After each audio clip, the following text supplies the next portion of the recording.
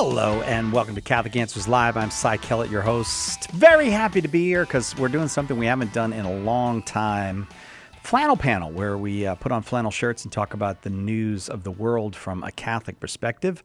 Our guests, first of all, President of Catholic Answers, Chris Check. Hello, Chris Check. Okay, wait a minute. I just realized what in the I knew you were going to realize. What in the world?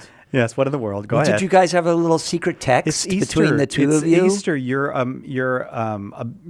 dispensed from having to wear flannel on the flannel panel in Easter. You didn't know that? Joe and I both knew that. In the octave? Yeah, in the octave of Easter, you don't wear flannel. It's penitential. You don't. We forgot. I think all right, we forgot to wear our How flannel. in the world?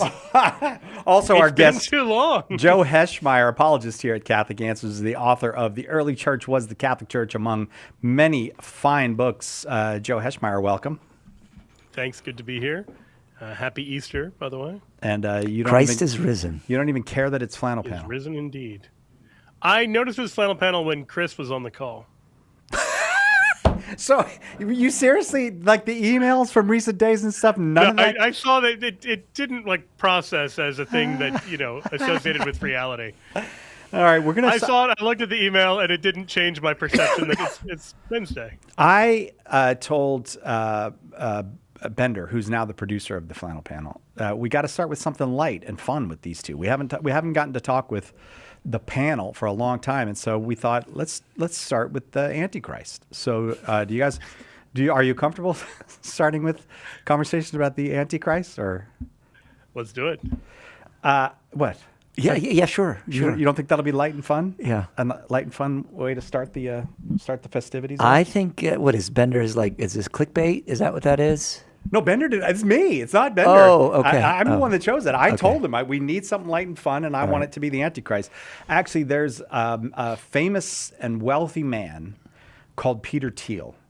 And I haven't spoken to you guys in so long that we haven't had a chance to talk about this. And we do the news of the world from a Catholic perspective. And this is like right in our wheelhouse.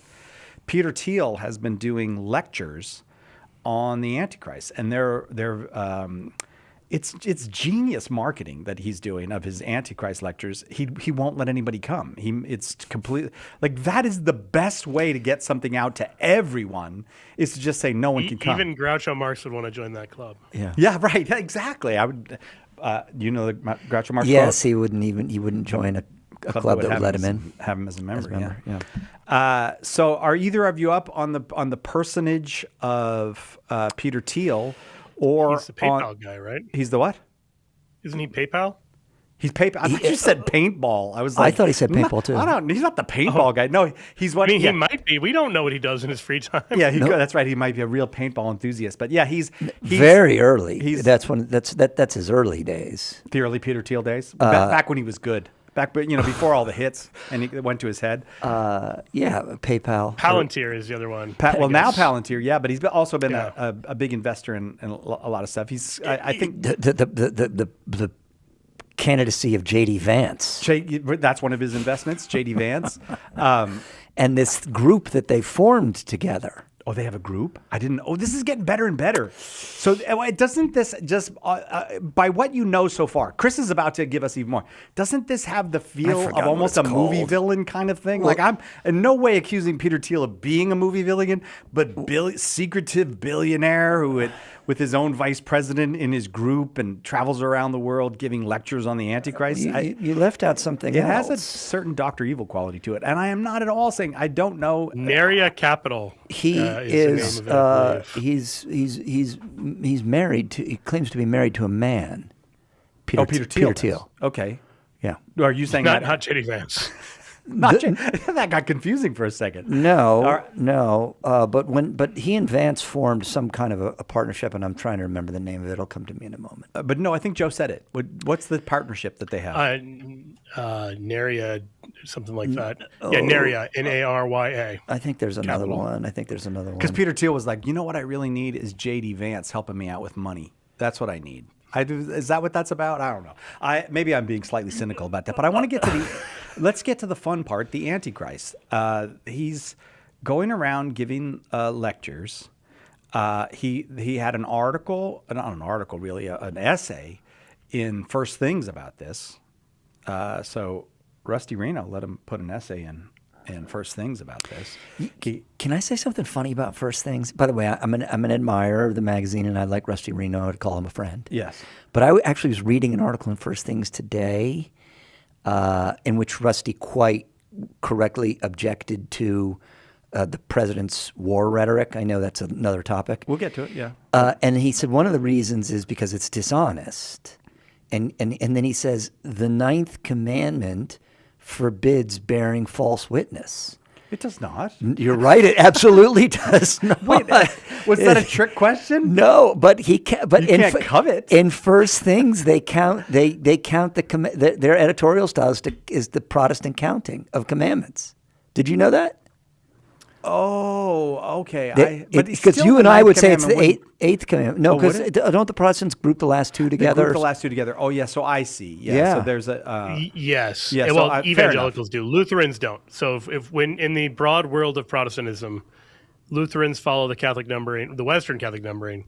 Eastern Catholics and evangelicals have a different numbering, and then the Jews have a different numbering yet, because there are more than 10 things that you could read as commandments in the 10 Commandments, but even more than that. Even though it's called the 10 Commandments in English, it's actually the Decalogue, the 10 words. And the Hebrew word is just words there. Yeah. And this matters because in the Jewish ordering of the 10 Commandments, the first word is, I'm the Lord your God who brought you out of Egypt. It's the first thing God has to say. So that they would number that as the first commandment, whereas we would say, don't worship other gods, including idolatry, would be the first commandment, whereas evangelicals would say it's just don't worship other gods. The idolatry part is the second commandment. And it's messy because you can number the list any number of different ways. So, but the numbering, just so people know, because some people get conspiratorial about the numbering. Nobody's trying to do anything to anybody. People just looked at it and broke it up in different ways. The Catholics aren't trying to get sneaky with you. The Protestants aren't trying to get sneaky with you. The Jews aren't. It's just there's not a list, all right? It doesn't go. It's not a bullet point 1 dash, and that's not how it reads in Deuteronomy or Exodus. Everybody adding numbers is doing work not done within Scripture itself. Right. And to make it more complicated, Exodus and Deuteronomy word them differently and have them in slightly different orders. But it didn't occur to me when Chris said that if you. In the Protestant numbering, bearing false witness would be number 9. Yes, but so okay. It's not a mistake; it's an editorial choice, but it is an interesting. But it's curious to me but I guess First Things does not, in its as such, identify itself as a Catholic journal. No. It's Correct. a journal of religion and public life. Right. So they can do it however they want. But that does, as a Catholic, you go, wait a second, so I can covet stuff now? But no, it's just a different way. All right, Peter Thiel. Rockridge Network. That's Vance's and Thiel's. Partnership? Yeah, of various businesses, and it's hard to say exactly what it does. It's a fascinating world we live in. I can't even begin to comprehend all the intricacies of all these things. And some people, they get really excited about all this, but to me, it's just like you might as well be just talking about ingredients for soup. I don't know what it is. So, or baking. It's like a liquid thing you eat as a meal. Oh, that's what soup is. Okay, but I do know who the Antichrist. I mean, I don't know who the Antichrist is. This was going to be a big announcement. Well, that would be awesome if I was about to make an announcement. After the break, I know who the Antichrist is. After the break, coming back right after this on Catholic Answers Live. Hang on, Catholic Answers Live will return in a moment. Support for Catholic Answers Live comes from Catholic Chemistry, a dating app for Catholics. Founded by a longtime member of the Catholic Answers team, CatholicChemistry.com. Are you a coffee drinker? If so, you can now enjoy a coffee roasted to perfection by the Carmelite monks of Wyoming. Delicious Mystic Monk coffee is roasted and prepared by monks in a hidden cloistered monastery and is available in over 25 varieties. All Mystic Monk coffees are works of perfection and labors of love. For more information on how to purchase Mystic Monk coffee, visit mysticmonkcoffee.com. That's mysticmonkcoffee.com. Are you ready to spread your wings? Wings is the weekly newsletter that's packed with exclusive news, program information, features, and updates of all that's going on at the Global Catholic Network. To sign up, go to EWTN.com, click subscribe, enter your name and email address, and you'll start getting your wings every week. Get your wings today. It's the weekly newsletter from EWTN, the Global Catholic Network.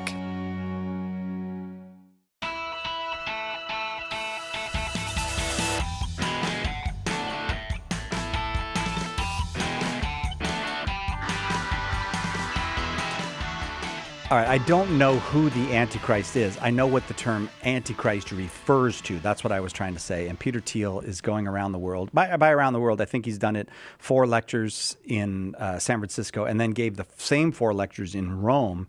It seems to me, like, why would you pick San Francisco and Rome? Silicon Valley and the Vatican. That's why you pick San Francisco and Rome.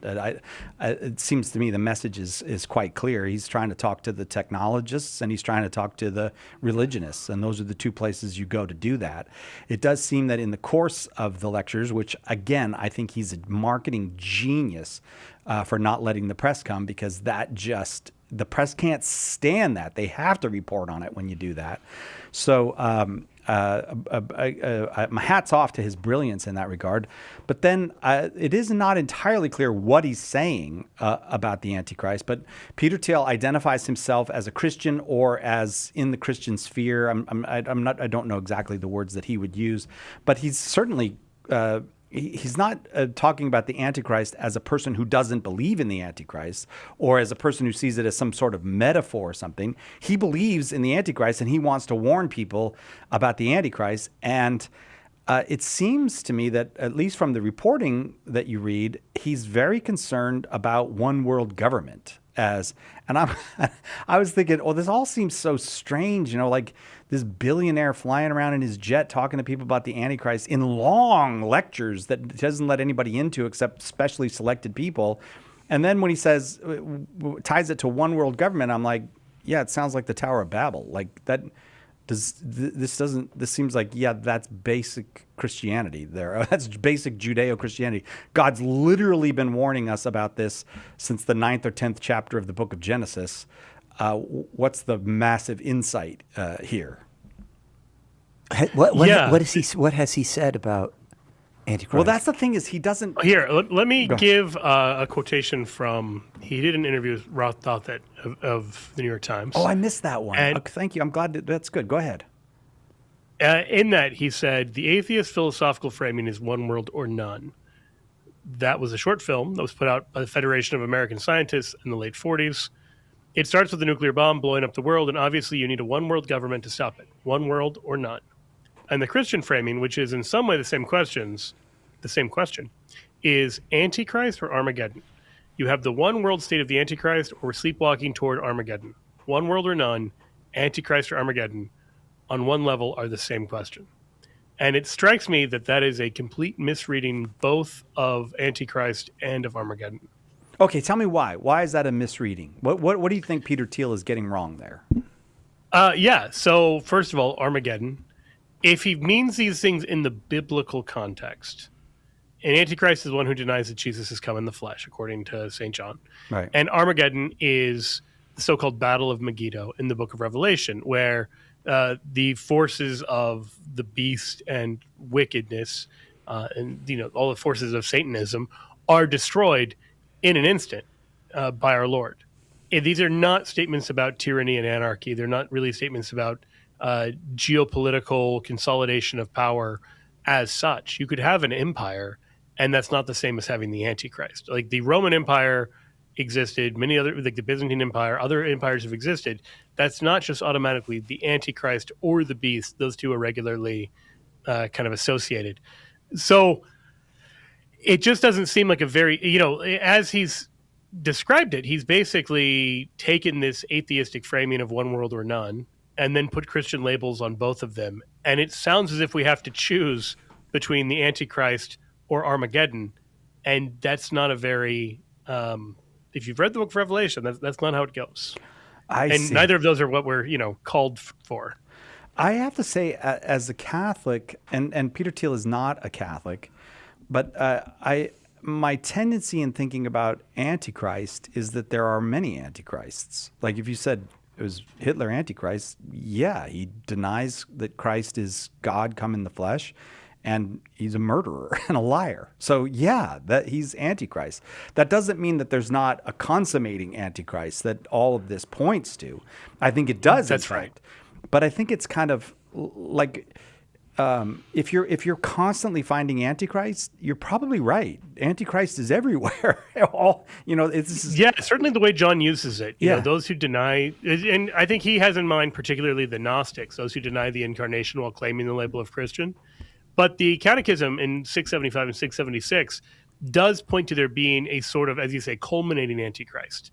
It says, before Christ's second coming, the church must pass through a final trial that will shake the faith of many believers. The persecution that accompanies her pilgrimage on earth will unveil the mystery of iniquity in the form of a religious deception, offering men an apparent solution to their problems at the price of apostasy from the truth. The supreme religious deception is that of the Antichrist, a pseudo-messianism by which man glorifies himself in place of God and of his Messiah come in the flesh. So I want you to think about that for a minute. There's a disincarnate aspect to it, and the elevation of man into this godlike role. And one of the things Ross Dothit points out to Peter Thiel is, you're suggesting AI is going to be the way we fight off the Antichrist, but Sounds AI like better describes what the Antichrist actually is. Right. We're going to replace humans with things that are not human. We're going to deny the kind of the flesh, and at the same time, we're going to put ourselves in the place of God. Like, that doesn't, like, if you're doing all of that to fight off the Antichrist, you might have misunderstood. Yeah, my understanding is Thiel is kind of in favor of the transhumanism. It is that I have not read. I mean, that may be, but in my reading for this, I didn't get into the trans. But he's very much an AI, let it loose kind of guy. He is not. He's not. He doesn't want that to be limited. He seems very libertarian in that regard. But what Joe said is interesting to me, because I mean, it's how are you going to push AI as the solution when or as the anybody who's against AI is expressing Antichrist? Well, when did AI become Christ? I mean, that's not the truth. The fact is, it's just a tool. Like, I'm not anti-hammer if I say don't hit people with hammers. So I really hate AI when I think of it surveilling every human face in the city of Shanghai so that the evil communist government will know where everybody is all the time. But I love AI when it's preparing me for this show. 35% reduction in entry-level jobs posting over the last 24 months, and this is largely as a consequence of AI. So the very jobs that people took to come into businesses, and even some of the scut work that they did so that they could basically learn skills and office skills and human skills, and then begin to develop those skills that are necessary eventually to earn a living and support a family. AI mitigates against this. The One other of side the of that, fears- I'm sorry, Oh, but go the ahead. other side of that is that the trades are actually doing extremely well. Yep, no, it's true. So like, if you know how to hammer and nail, if you know how to frame a house, for example, you can do extremely well in today's economy. If you're a plumber, you can do extremely well. It's eliminating those.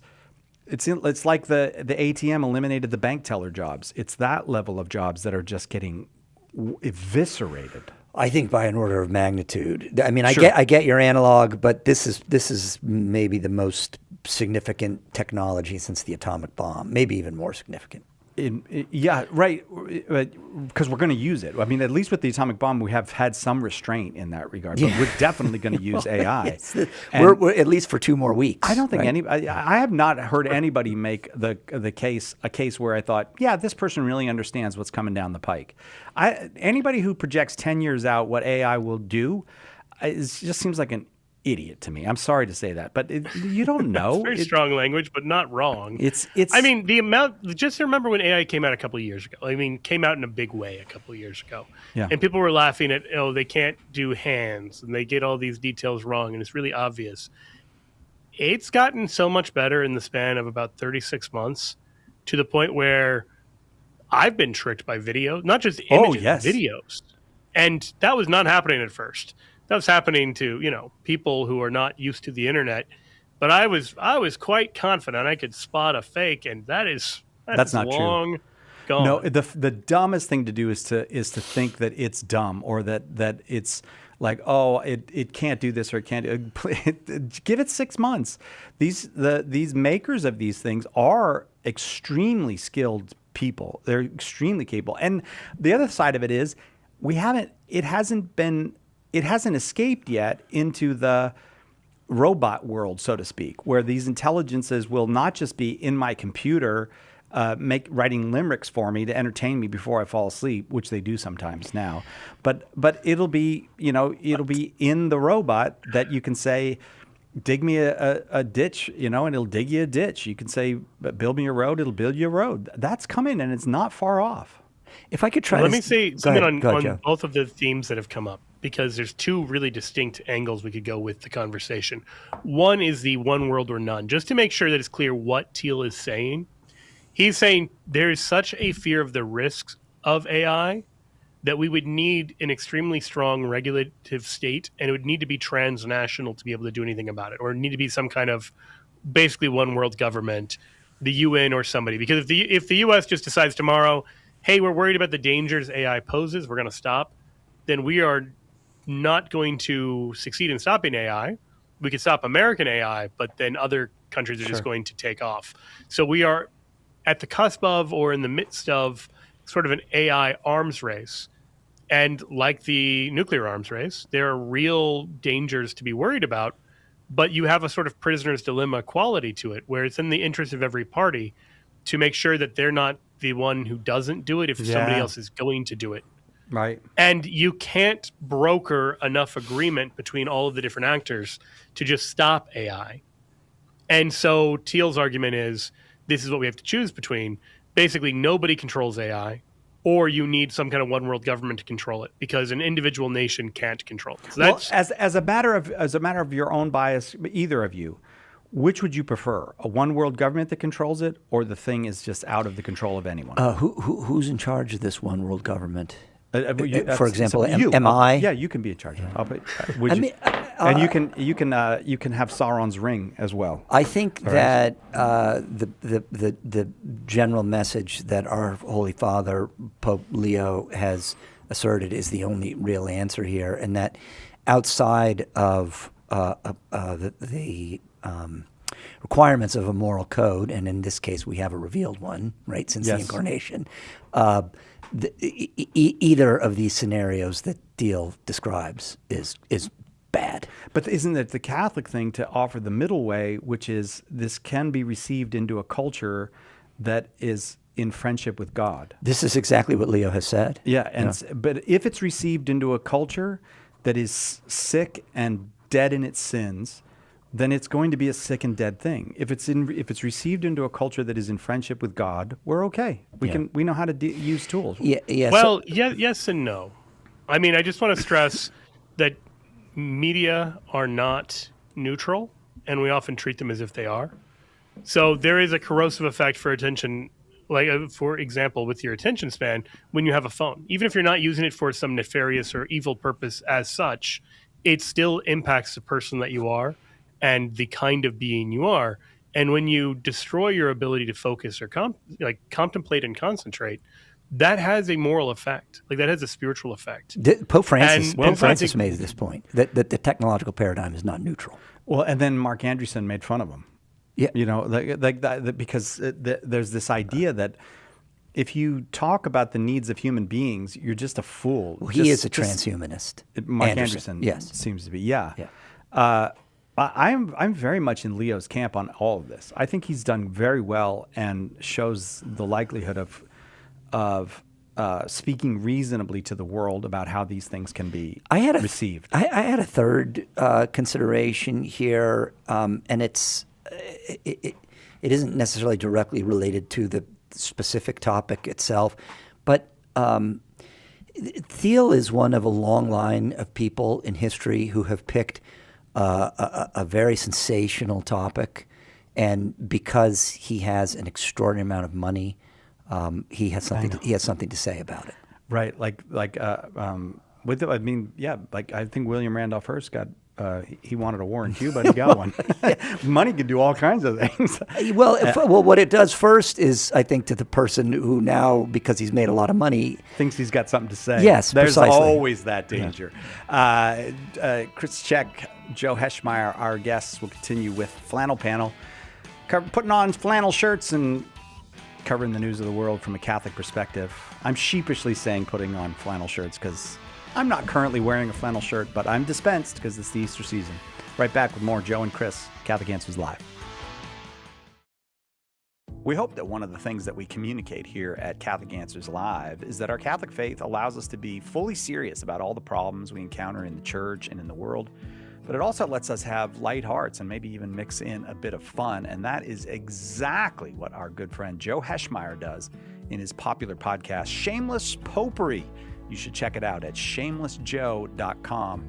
Joe's got a deep grasp of the faith, morals, the teachings of the church, all that, but he's also got a witty conversational style. He entertains and he informs, but you will leave equipped to better answer the most common challenges, misconceptions, and questions about the Catholic faith.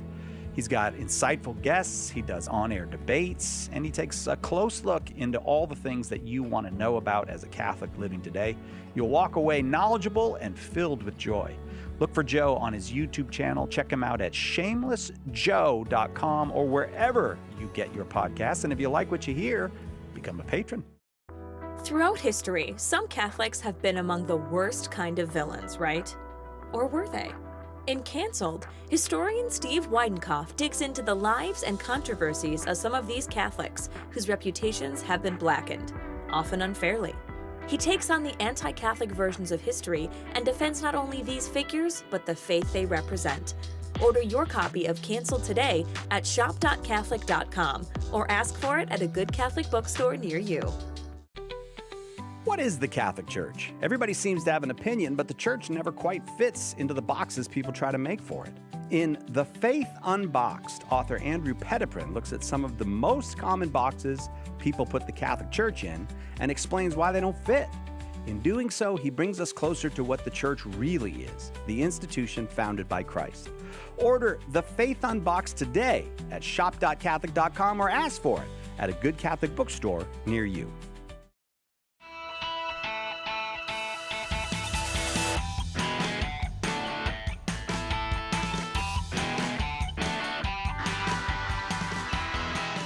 Welcome back, Catholic Answers Live. Peter Thiel, billionaire owner or CEO or whatever he is to Palantir, which strikes me itself as somewhat problematic, Palantir. But I guess all this stuff is problematic. You build a rocket, that's problemac because there's a lot of uses for the rocket. Can you explain why Palantir is problematic as a name? Well, as a name, Darren was saying, who loves Tolkien and I think understands him, was like Tolkien would not be pleased that names from his books are being put on weapons, especially super hyper modern weapons. Maybe if you named a tree Anduril, then that would be nice because he loved trees. But naming an international weapons company Anduril, I don't think so. I don't think Tolkien would go for that. So naming an advanced technology technology that uses AI basically to expose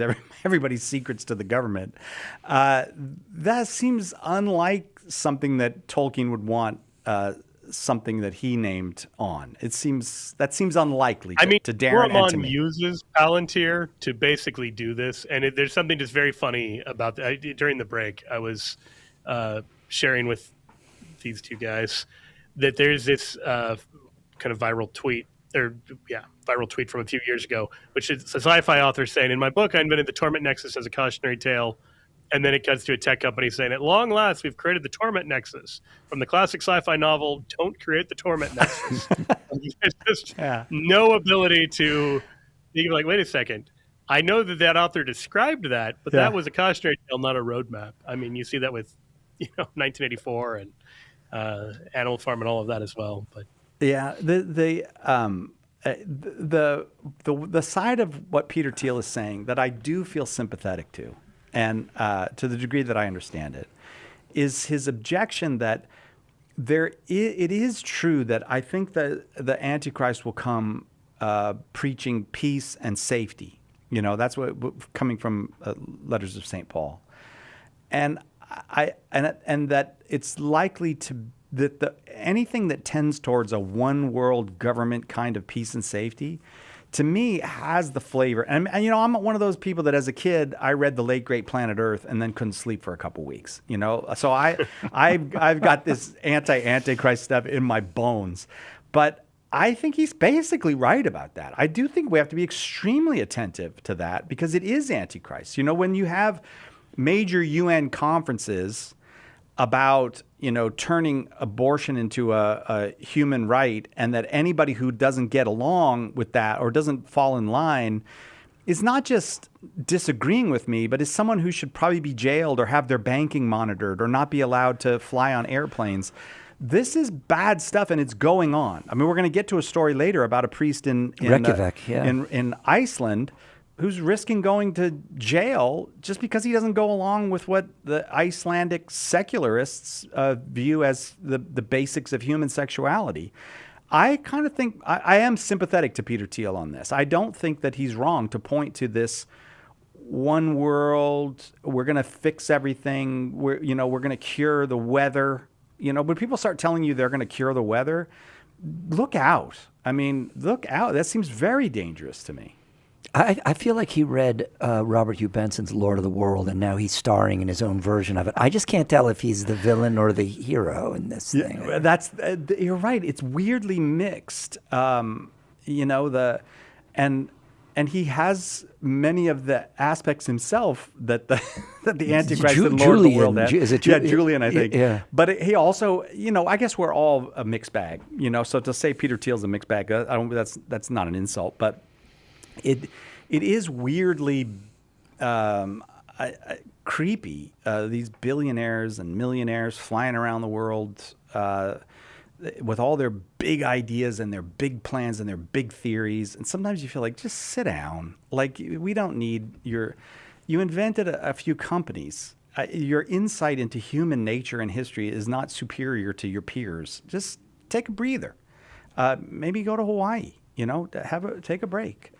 That's why I feel about it. If it has the patina, whether it has the fact, I don't know, but it has the patina of hubris about it. Oh, 100%.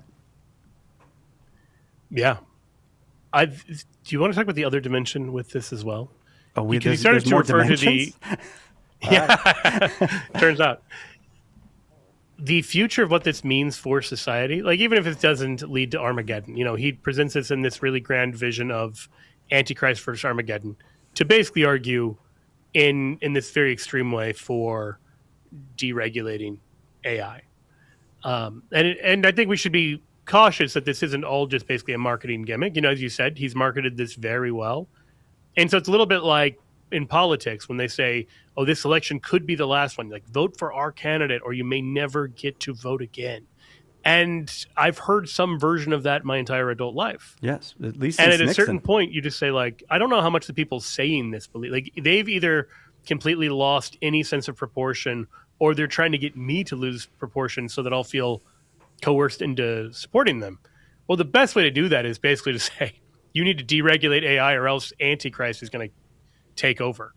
But meanwhile, in actual fact, like the danger with this on things, not just like workers, which you mentioned before, but also the students who are going to become workers and adults and members of society and parents and everything else is really destructive. Like, most teens right now use AI for their homework. And there's already a body of evidence that obviously you're not learning when you're doing this. and you're not remembering as much, and you're taking a bunch of cognitive shortcuts, and you're not building up discipline, you're not focusing, and you just don't have the information stored in mind in the way you would have in the past. And we simply don't know what the long-term effects of this are. I can say I've experienced a weird version of this. I've had 3 different people criticize videos I've made, and in their own responses, it was clear they were using ChatGPT. And in one of them, they were using quotes that didn't even exist.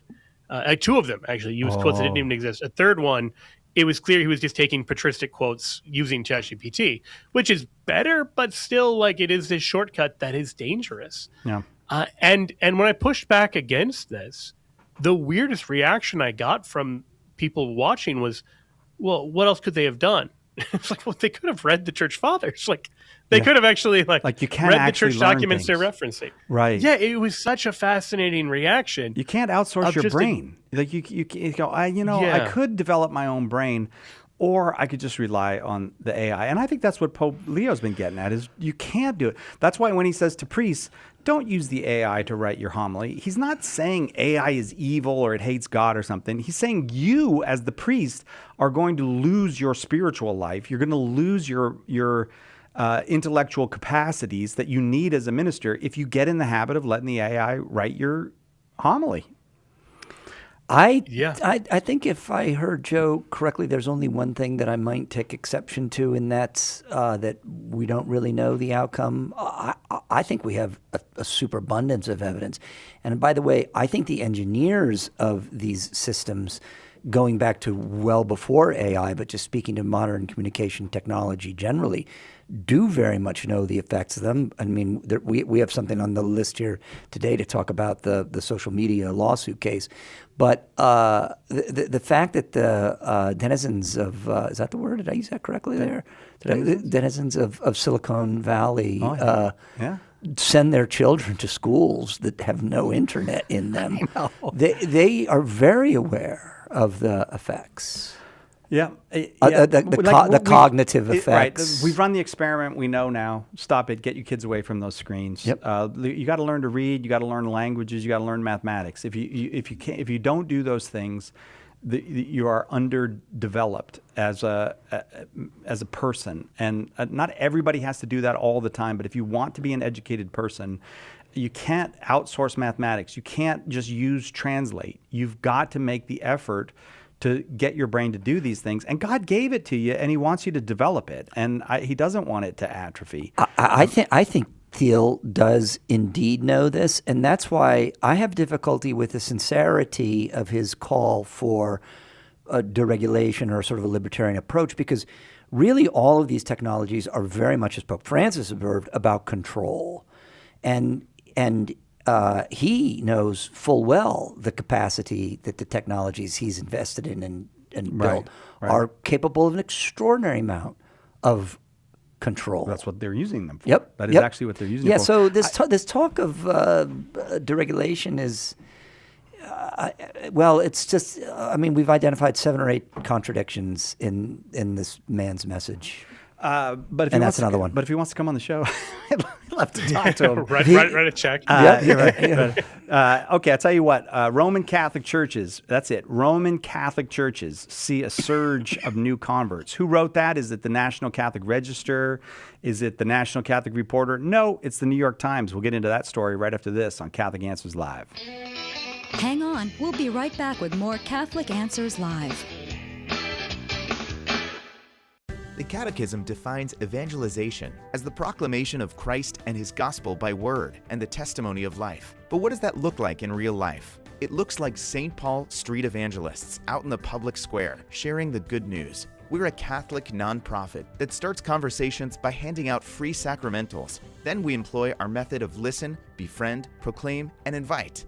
Catholic Answers is supported in part by St. Paul Street Evangelization. Visit streetevangelization.com to learn more. Alexian Brothers is a proud sponsor of Catholic Answers Live. For 800 years, these Catholic brothers have offered a prophetic and daring response to the gospel, serving Christ in the sick, the poor, and the dying. Is God calling you to be a courageous disciple? If you feel called to total self-giving as a religious brother in the mission of Jesus, call our vocations office at 847-264-8703. That's 847-264-8703. AlexianBrothers.org.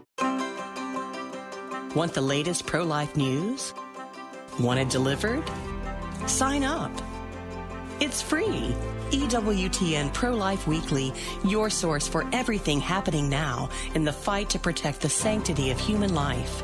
New episodes delivered every week to your inbox. So if you really want to know, Sign up today. Go to EWTN.com/pro-life today.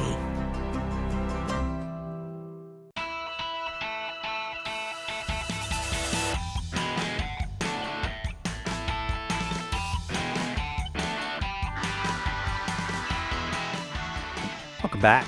Catholic Answers Live. Here's some good news for you. And it comes from the New York Times. And I trust everything I read in the New York Times. Roman Catholic churches. Can you detect sarcasm in me or never? Does it? Some people are like, I can't tell when you're being sarcastic. Yeah, I just assume. You could okay. Roman Catholic churches see a surge of new converts. Bishops are trying to understand what's behind the wave. This is one of my favorite parts of this story is all the bishops, including Cardinal McElroy, who used to be our cardinal here, saying, I don't know what's causing. I love that. I mean, maybe one bishop could be like, well, we have this belief called the Holy Spirit. And that is what's causing it. I don't know what the secondary cause is, but I am 100% confident in the primary cause. But no, they're all like, oh, I don't know what's causing it. People joining the church describe their reasons as highly personal. This is by Elizabeth Diaz, a writer for the New York Times. This Easter, the Archdiocese of Detroit will receive 1,428 new Catholics into the church. That's its highest number in 21 years. The Archdiocese of Galveston-Houston will have its most in 15 years. In the Diocese of Des Moines, the count is jumping 51% from last year, 265 last year, 400 this year. What is going on? I should apologize to Cardinal McElroy because I was kind of teasing him, but I was also quoting him. Of course, we think the Holy Spirit is the cause, he says, but we're kind of stymied. I don't know. That seems like a mixed message. Let me defend that, because you can say, oh, the Holy Spirit, but then you're like, well, what's your excuse for why it's down some years? Yeah. Because you can't just draw a line from Holy Spirit, therefore up and up and up and up. The Holy Spirit blows where he will. Have you not read the gospel, or am I the only one? Am I the only one here? Read the gospel. Are you just saying, hey, it's going to happen or not happen? I mean, that it does seem like you're removing all secondary agency with that explanation. That's true. And being a smart aleck. This is a progress, the good kind, that's been underway now for about 5 years. These numbers have been continuing to go up, and last year we noticed jumps, and now even more jumps today. What is a corresponding thing that's proliferating, and it's the presence of, I would say two things. The reality that more and more people are aware that whatever version, they've been sold some kind of bill of goods. So they thought that social media was going to make them lots of friends. In fact, it's left them very lonely. That's just one example. Or they thought if they pursued a career and made a lot of money that they would find some kind of satisfaction, and that's come up short for them. So there are many reasons why people have the God-shaped hole, as Fulton Sheen put it. But then the other thing that there's been a proliferation of is the ready availability of answers on the internet. Catholic.com, of course, is an example of that, but there are plenty of others as well. What do you make of it, Joe? Are you stymied, or? I think it's multi-factor. I mean, a lot of good analysis is going to be multi-factor. So just to put it in a little bit of context. So there's a sociologist and statistician, whatever, by the name of Ryan Burge. And I subscribe to his Graphs About Religion Substack because he just goes really deep into the data. He's good. And one of the things he found, and he's been very hesitant about this talk of revival because he basically thinks we're making a mountain out of a molehill. But he has nevertheless conceded there is a clear upward trajectory. And he shows the numbers for Catholicism and this is at least a 5-year high, if not higher. Right, that's the thing that I was going to get. It's 5 years of increase. And COVID is part of that story. Like we hit a nadir. Sure. So that would be one of those things that exacerbated the emptiness. I got to tell you, this paragraph right here, I think, tells an enormous story. The highest in 21 years for the Archdiocese of Detroit, 15 years for Galveston, Houston. This is not a story of a great awakening. This is a story of the church recovering from the scandals. Yes, that's what's right. happening. There's a lot of recovery to do, but you are seeing we've had a rough 25 years, and if you want to go further, we've had a rough 50 years. But that's why we're starting to see some rebounding. I think that's why it's important to say, look, if you look at the last 5 years, you see every year, virtually every year. 1 year there's not, but virtually every year since COVID, the number of people coming into the church has gone up, so that we're in the 70,000s now. Okay? But if you go back to the year 2000, that was 195,000. So we're not even halfway to where we were before the scandals. So I'm not saying that to be a negative Nelly. I'm just saying that tells a story that the scandals really were destructive. I don't think it's only the scandals, though. I would point to one other thing. The terrorist attacks of 2021 were the occasion. I think you might have the year wrong. Excuse me, 2001. Yeah, the terrorist attacks of 2001, I beg your pardon, were the occasion for the rise of the new atheists. And I think the new atheists were extremely effective in making very bad arguments. But in the light or in the darkness that followed that terrorist attack, they were saying religion is dangerous. Religion kills. Religion is destructive. If you want modernity, you have to give up on religion. That was Christopher Hitchens' argument. That was Dawkins' argument, and a few others. And it's a fundamentally dumb argument. At its very root, it's dumb, but it was powerfully effective. I think what happened is, at the very moment we began to recover from the scandals, we also began to do what Chris was talking about, defend the faith publicly. And yes. I can't tell you how many times, I didn't count, but a lot of times in this article in the New York Times, the word apologetics came up. People needed someone to explain to them, why should I be a Catholic? And once they hear the explanation, they're okay. I want to hear the rest of Joe's analysis here. Okay, yeah. I will say I have an episode of Seamus Potpourri on it from last week, but there's a couple other things to know. Atheism, agnosticism, and non-religion are all down and have been down 3 or 4 years in a row. And they're not down by enormous numbers, but they are down by statistically significant numbers. And that's within what's called the CES, the Cooperative Election Study, which polls anywhere from 15,000 to 60,000 people. I mean, it's an enormous, it is kind of the gold standard in terms of just sample size and everything else. So this is not some fluke where they just got some, a weird group and they made a mountain out of a molehill. There really is, the new atheism is showing signs of weakness. It's showing signs. So this is kind of what I mean, where the promises of these various things have turned up empty. Yeah. Not just turned up empty. I mean, the world is measurably worse by almost everyone's estimation now compared to 20 years ago when they were kind of in their ascendancy. Yeah. And we're not more peaceful. We're not more homogenous. We're not more whatever else you might say. And then you've got, Richard Dawkins saying that he's culturally Christian because he realizes he helped to create a religious and spiritual vacuum and cultural vacuum that Islam is taking the place of in the UK, and he's uncomfortable with that. And it's like, well, you made sure Christianity was not resilient at all to resist this. But let's keep the cathedrals. Yeah. Yes. Right. No, he wrote that. If you want pleasant English streets to walk down on, if you want merry old England, if you want England as the way that we have always thought of England, you need the church. You need, more than anything, you need the person of Jesus Christ. That's what made merry old England. You know what came before merry old England? Vikings and warring tribes. That's if you want to go back to Vikings and warring tribes, try a godless modernism. If you want a place where everyone feels comfortable walking down the street, where people welcome one another, where there's kind of a conviviality at the pub, you're going to need Jesus for that. Short of Jesus, you're not going to have that. Yeah, I think it's well said. And I think people are realizing this. As New Atheism failed to deliver on its promises, I think we saw two movements. Because, New Atheism has been not particularly new for several years now. I'd say at least 5 years, probably more than that. And people went in a couple different directions. Some people went in the direction of wokeness and identity politics and all of that. It became kind of the new bandwagon to be on. And some people became disillusioned with the whole project and sought meaning in something older and more transcendent.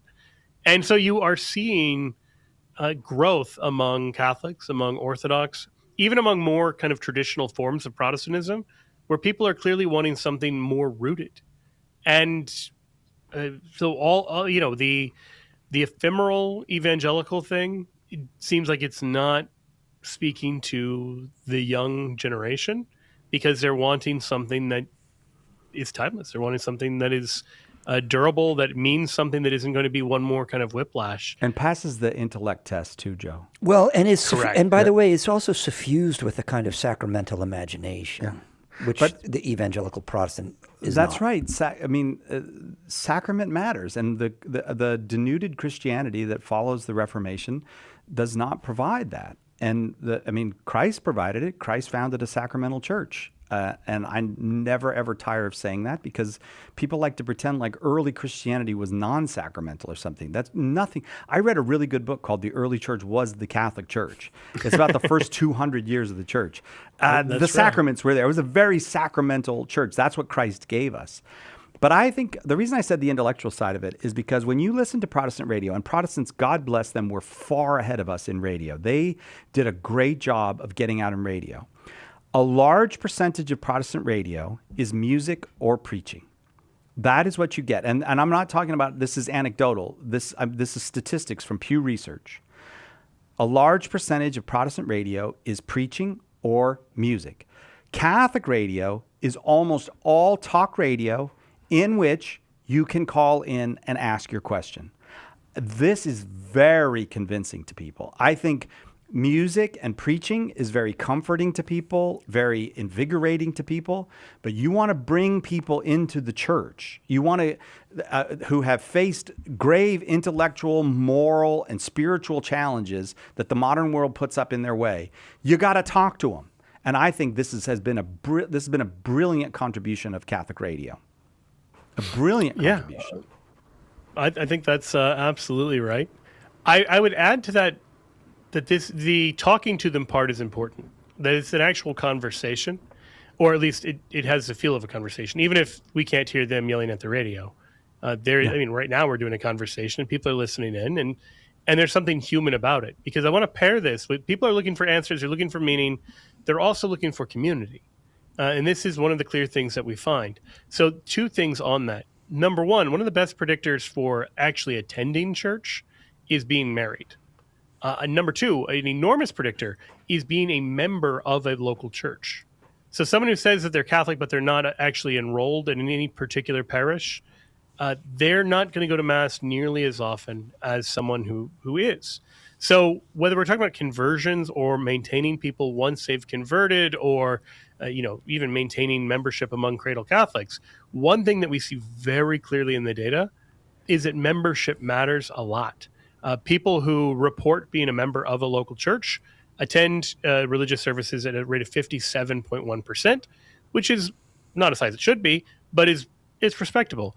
Non-members who, again, self-professed Christians, non-members of a local church, they go to church 13.6% of the time. Right. So those rates speak to something like enormous, that if you're grounded in a particular church, people notice if you're gone, you have a community, you have all of that. There's something at a very human level where that helps you feel rooted and to grow in your relationship with God in this way. And so even if you hear about somebody converting because of things that seem to you like superficial reasons, say they're getting married or their friends were converting, God can and does work through that. And it's a good reminder. Just a good reminder to invite.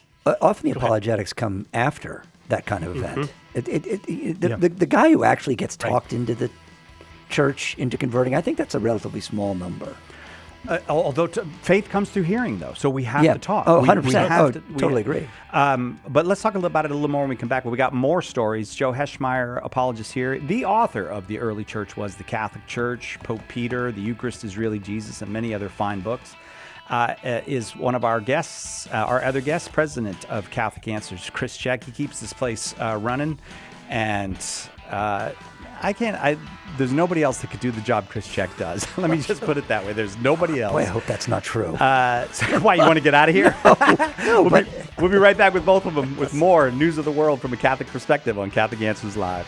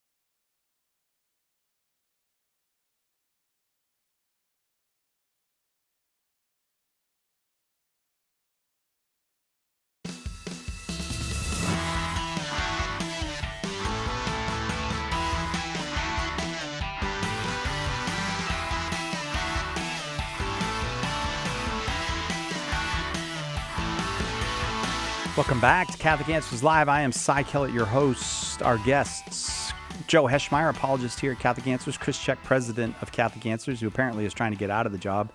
And maybe I misinterpreted something. I don't know. Well, I'm going to die. Oh, I'm sorry to hear that. Well, you are as well.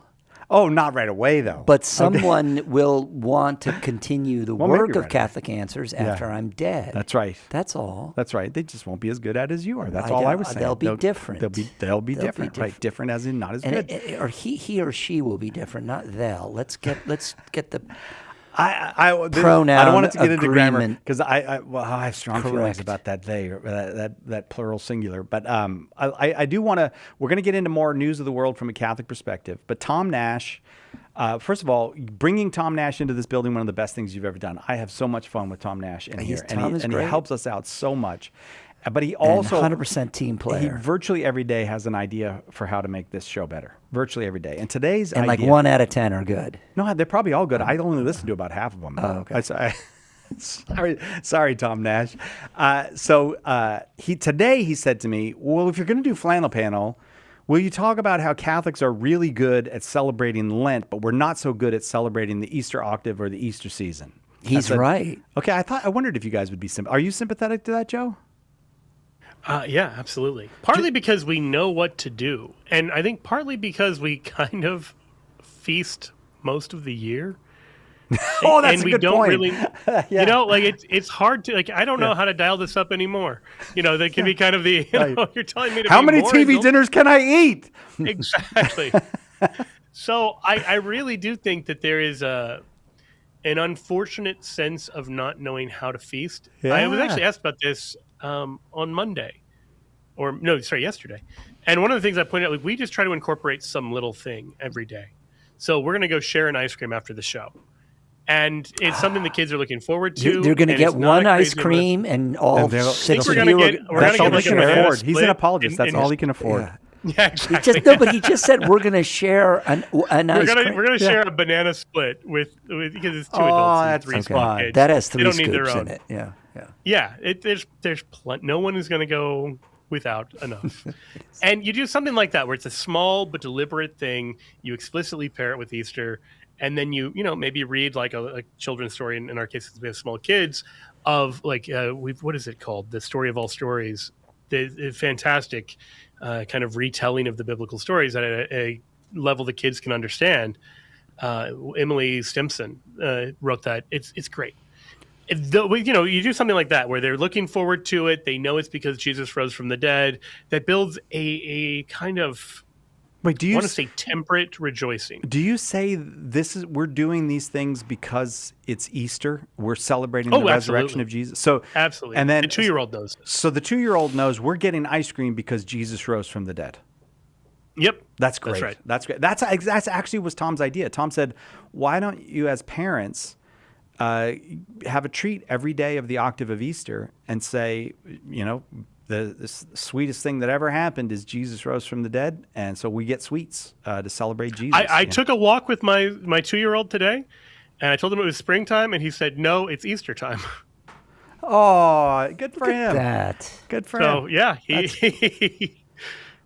taken it to heart, and so it's really, we can overthink it. I think the harder thing, honestly, is if you're a single person living by yourself, saying, what do I do to celebrate here? Have some friends over. Do something to sort of rejoice. I think just have a banana split. What are you talking about, Joe? You gave the answer. Everybody, go get a banana split and celebrate the resurrection of the Lord. Do you have one at home still, or are you Nathaniel's out, but he's back. It's hard to say exactly. But so you're going to do something extra nice? He's fine. Well, he has a job up in San Marcos. He doesn't get home in time for dinner. But yeah, we've been grilling, we're celebrating.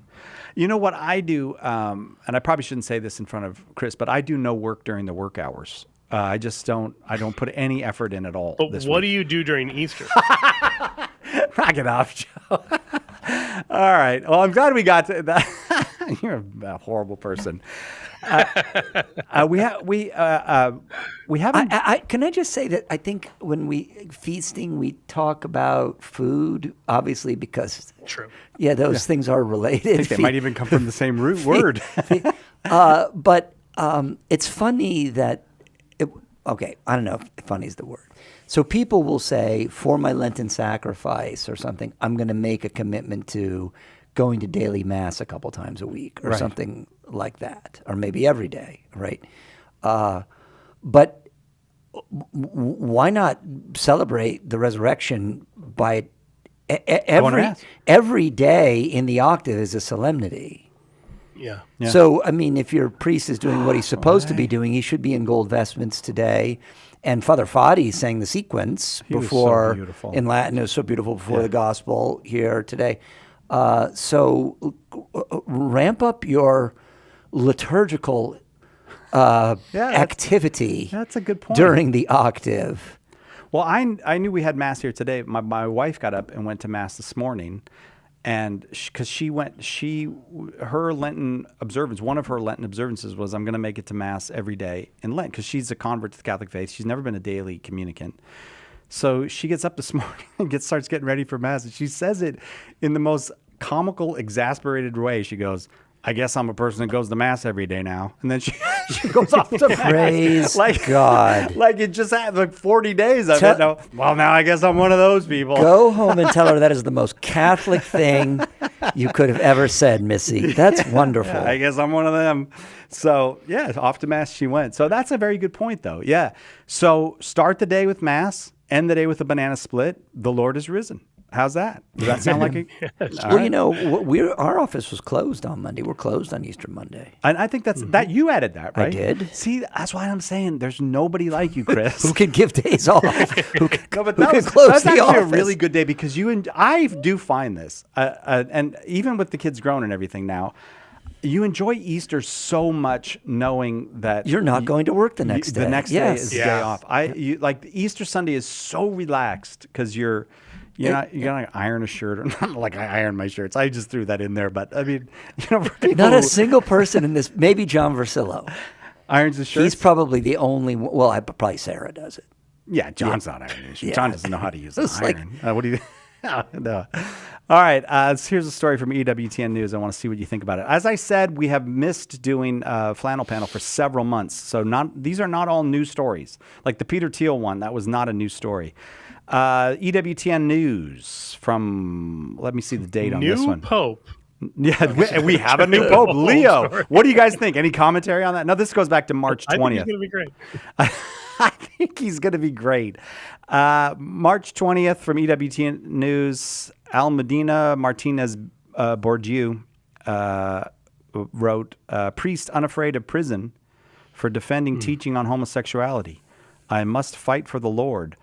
For stating the church's teaching on homosexuality on a radio show, a priest in Iceland finds himself under attack by a gay rights group that is citing the nation's law affirming homosexuality.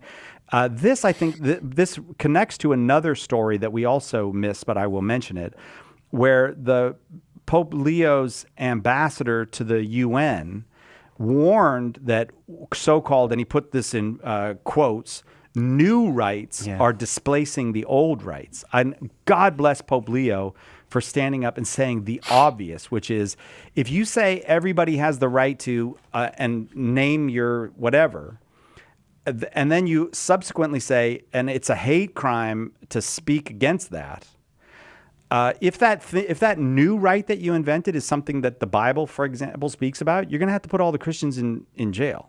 And that's what's happening. People think, oh, that's an exaggeration. No, Sweden, we've had lawsuits and criminal prosecutions of people who defend the biblical teaching on human sexuality. And here's this priest in Reykjavik, in the Diocese of Reykjavik, who literally is being threatened with jail because he is violating the no conversion therapy law of the nation of Iceland. 15 years ago, there was a priest in Canada. I don't know if either of you guys recall that. I don't remember his name. Thing? Yeah, I don't remember who was called before hauled before the cultural. Oh, they have the Human Rights Commission. Yeah, yeah, in exactly. Canada. Yeah, I was going to say cultural tribunal or something it's like a that. tribunal. Yeah, but who was hauled before them, and I don't know that he received jail time, but there was some kind of censure. But this priest, in fact, did not say that he advocated or that the church did, because she does not, so-called conversion therapy. What he said was the inclination to homosexual acts itself is not a sin, but acting on that inclination is, and the church accompanies these people with these temptations. That's what he said. And I think accompaniment was heard to be conversion therapy. Well, he actually used he unfortunately said this crazy phrase. This is insane. We are all called to conversion in Christ. Yeah. I can't believe he would say something so intolerant and brutal. And that triggered the conversion therapy law. We'll get into that right after this on Catholic Answers Live. Stay with us for more Catholic Answers Live. Support for Catholic Answers Live comes from the Graduate School of Theology at Christendom College. Deepen your understanding of the Catholic faith through live online graduate courses, taught with uncompromising fidelity to the Church's magisterium, from Christology and bioethics to Mariology and more. This summer, you can also attend the Institute for Liturgical Formation on campus. Begin your master's degree or earn a certificate at graduatetheology.com. That's graduatetheology.com. Underwriting for Catholic Answers Live is provided by Magnificat. Published monthly, Magnificat features texts of daily Mass, prayers, articles, meditations, art commentaries, and more, in step with the liturgical rhythm of the Church, on the web at magnificat.com. EWTN has its own official YouTube channel with tens of thousands of videos covering just about every conceivable topic of interest to Catholics. And, best of all, it's free. Every day, EWTN adds new TV shows, live events, devotionals, homilies, and specials to its YouTube channel. Visit the EWTN YouTube channel today. EWTN, the Global Catholic Network.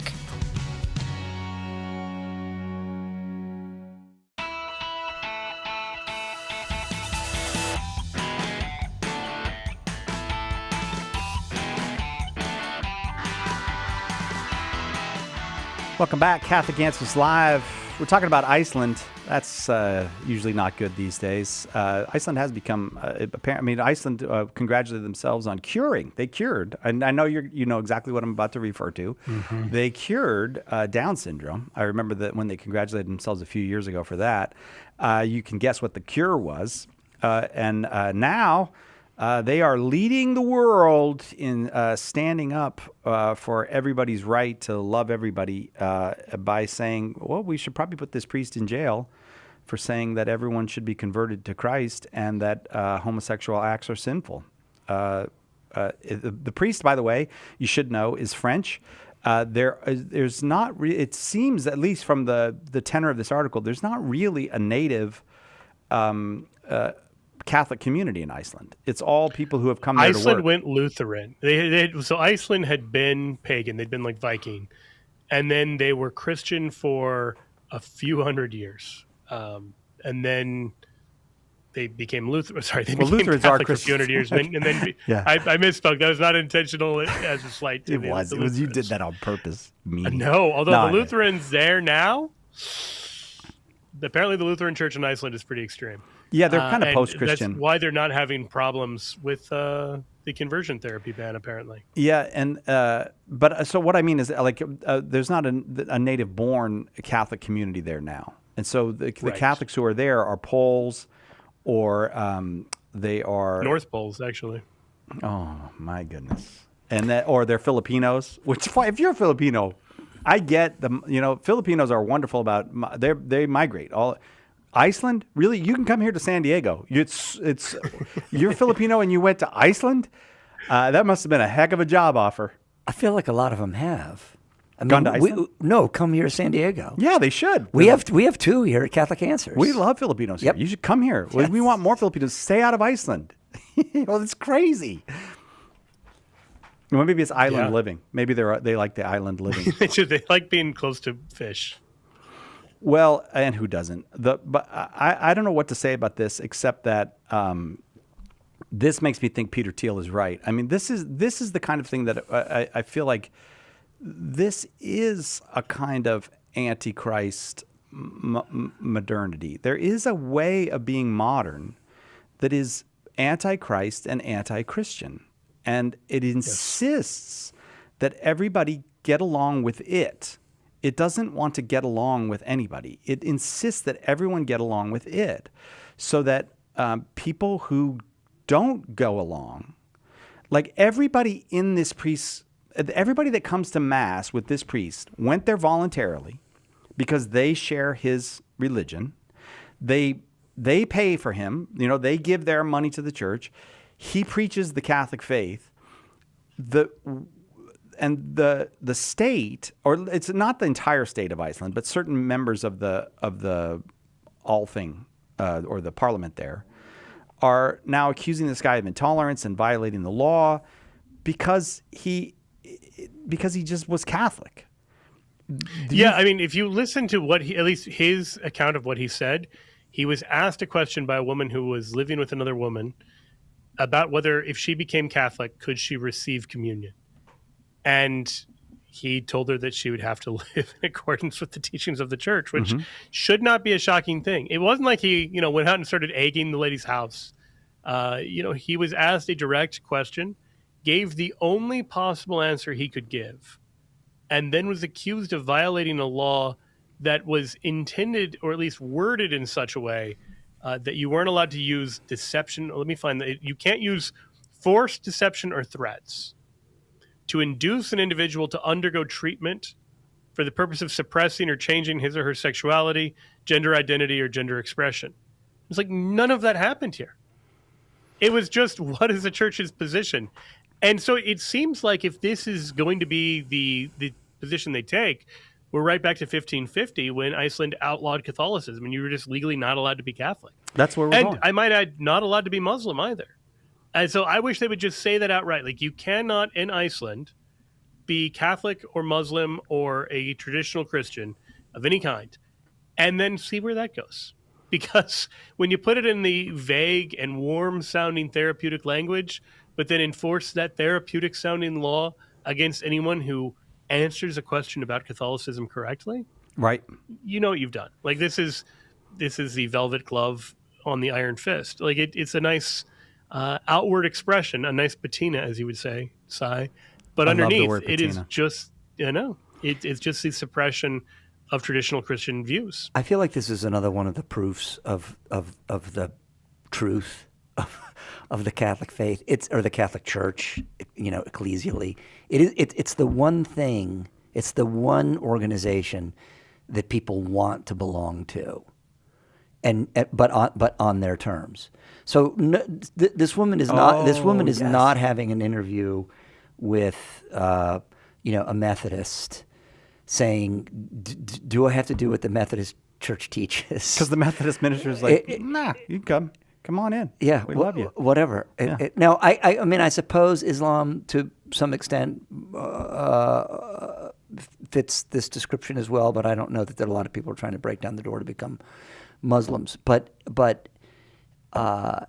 everyone who is living, many people who are living a life contrary to the moral teaching of the church want to be accepted by the Catholic Church. Yeah. They don't really care if the Methodist Church accepts them. Well, I go back again to the great quote of Lenny Bruce. There's only one, the church. Yes, and everybody knows what it is. That's right. So he's exactly right about that. Could I criticize my fellow Christians here for a moment and see if you all agree with me on this? I think our evangelical brothers and sisters, or fundamentalist brothers and sisters, do us a great disservice in this, because they publicly say homosexuality is a sin. And that is wrong. You should not say that, because you needs to be clarified what is meant by it. It needs to be much clearer. This priest taught the Christian faith when he said, look, the inclination is not a sin. We're not saying that the inclination is a sin. The act is a sin. So if I could just encourage my evangelical brothers and sisters, the act is a sin. The feeling, the inclination, the unchosen disposition is not a sin. And so stop oversimplifying this, because you're getting people in trouble. You're making it more difficult for us to get along with people who already don't want to get along with us. The other important element of this teaching, and it's something that my brother, when he was head of Courage, stressed over and over and over, is what personhood is. And homosexuality is not someone's identity. No. So he always made this distinction between person, inclination, and action. Person, inclination, and action. Person, inclination, and action. Yeah, Yes, and beautiful. you are not a homosexual. If you have inclinations or same-sex attraction, that's why they use this word, or expression, same-sex attraction. That doesn't mean that your identity is homosexual. That's not an identity. Joe, I'm just trying to help you sell books here. Who would I go to if I wanted to find my identity? Who would I go? Yes, I have a book called Who Am I, Lord? Finding Your Identity in Christ. Because everyone has a hunger for identity. Like the people who say, like, you are destroying me by attacking my identity, they're mistaken, but I get it. I mean, we all need a sense of who we are. Yes. And your identity is the foundation of your behavior. You know, if you discovered tomorrow that you were the king of Spain, you would make different actions. If you discovered tomorrow you were no longer employed by Catholic Answers, your day would look different. You behave differently based on who you understand yourself to be. And you can't operate coherently in the world without some sense of identity. Like, you simply cannot. Like, if let's say you woke up in the middle of a soccer match and you don't know which team you're on, or if you're the ref, or if you're supposed to be in the stands, you've got no idea what to do. And so identity is this vitally important thing. And everyone has to give some answer of who they are. And it might be multi-factor, but there might be different parts to your identity. But there needs to be some cohesive sense of, when all is said and done, this is the most important part of who I am. And it was diabolical, pernicious, and incredibly effective for people promoting deviant sexual lifestyles to say, this is the most important part of who you are. Yeah, this is your identity. And if you don't act on this, you're not being true to yourself. Yeah. Like, if you said this in any other context, it would be transparently laughable. If you said, I'm a sorry, shoplifter. Missy, I'm a shoplifter. my identity is I'm really into blondes. Yeah. She would not be like, well, you be true to yourself. Yeah. No. She'd be like, too bad, buddy. Yeah. And rightly so. Like, Yeah. it's absurd to say that. And so if you say, like, let's say you're married and you decide your identity is bisexual. Does that mean you can't be faithful in your marriage because you're not being true to both halves of that? Although even the idea there are two sexes might be itself kind of conservative these days. Like the whole idea of making sexual orientation or attraction a constitutive part of your identity is absurd when you get down to it. It might be a piece of how you live. Like, I'm attracted to people in this way and I have to respond to that set of attractions. Fine. But don't make it your identity, and certainly not the core of your identity. And the core of your identity is something so much nobler. You're a son or a daughter of God, and you are made by God without a mistaking. Your body reveals who you are and its fundamental nature. Yeah. Like, you want to know the orientation of your body? Take a look at it in the mirror. It'll tell you. Pieces of the puzzle fit together. And so that idea of just discovering who you are at the deepest level, this is not about suppressing or destroying your identity. This is about understanding your identity in a smarter, more coherent, more cohesive sort of way. Well, beautifully said, Joe. Perfectly said. And I'm glad I mentioned the book, because beautifully said. But let me ask you this. So in one country, not just one country, actually, this is starting to spread around Scandinavia, and in other parts of the world you see this as well. People are being threatened with jail under the rainbow banner, that you violated the rainbow banner. Here in the United States, you might see a Midwestern Catholic school flying the rainbow banner out front. Would either of you see that as a betrayal by Catholics here in the United States of Catholics who are being persecuted under that banner elsewhere? Yeah, I think so. And I think the attempts to excuse it don't work. This is what's called semiotics. Like, the sign value of a thing is not something completely within your control. And if you know someone is going to receive a sign in a certain way and you choose to use it, you're responsible for that. So flying the pride flag, even if you claim, oh, we just meant we're very accepting of everyone, we're not endorsing sexual sin, it doesn't work. I mean, if you decide you're going to put up a Hindu good luck symbol and everyone reads it as a German symbol from the mid-20th century, you had to kind of know that was going to be what people interpreted it as. And so you can't be like, well, to me it means, no, stop. Just don't play that game. To me it means, no. There's a public, I mean, we're social creatures. There's a public dimension to these things. Yeah. Right, exactly. Signs are not the kind of thing that have private meaning simply in your mind. No, because a sign is communication to another person. Unless you're a rabbit who says words mean precisely what I intend them to mean. Nice Alice in Wonderland reference. Thank you very much. I think it's Humpty Dumpty the egg. Oh, that's Humpty Dumpty that says that? Well, I was pretty literary. Which came first, the rabbit or the egg? I mean, it could be a rabbit egg. We'll be right back. Those only exist at Easter. The world recently found itself with one less person who thinks the world has too many people. We will talk about the death of Paul Ehrlich right after this. Have you ever wondered about the mysterious, even obscure aspects of the Catholic faith? Dive into the Jimmy Akin podcast, where Jimmy brings together information from many fields as he pushes the boundaries of apologetics. Tune in today to the Jimmy Akin Podcast, Mysteries of the Faith, a highly entertaining, informative, and at times humorous show that will help you grow in your faith. Visit JimmyAkinPodcast.com today to subscribe. Lots of people have big questions about Catholicism. It needs a big book of answers, and now it's got one. The Big Book of Catholic Answers is filled with helpful replies to more than 250 questions about the faith. Questions about God, salvation history, the Creed, the Bible, the list goes on and on. Order your copy of the Big Book of Catholic Answers today at shop.catholic.com or ask for it at a good Catholic bookstore near you. What was the church like in its infancy? In a word, Catholic. And Joe Heschmeyer has the receipts. In his best-selling book, The Early Church Was the Catholic Church, he gives you the details from the historical records of the first 2 centuries of Christianity. Right now, get a copy for just $10, plus free shipping if you live in the continental United States. Get more information and order The Early Church Was the Catholic Church at theearlychurchwascatholic.com. What is the Catholic Church? Everyone seems to have an opinion, but the church never quite fits into the boxes people make for it. In The Faith Unboxed, author Andrew Petiprin looks at some of the most common boxes people put the Catholic Church in and explains why they don't fit. In doing so, he brings us closer to what the church really is, the institution founded by Christ. Order The Faith Unboxed today at shop.catholic.com or ask for it at a good Catholic bookstore near you.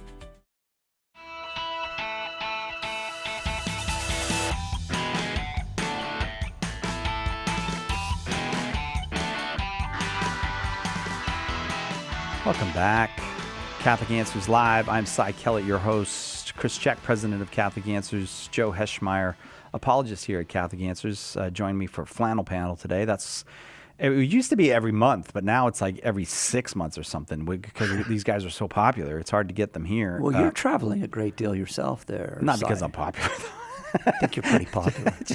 But it's nice to have you here. And so not all of these stories are yesterday's. They didn't just come across yesterday. This is another March 20th article from EWTN News. Amira Abuzaid. She's great. She's my friend. Oh, you know her really? Yeah.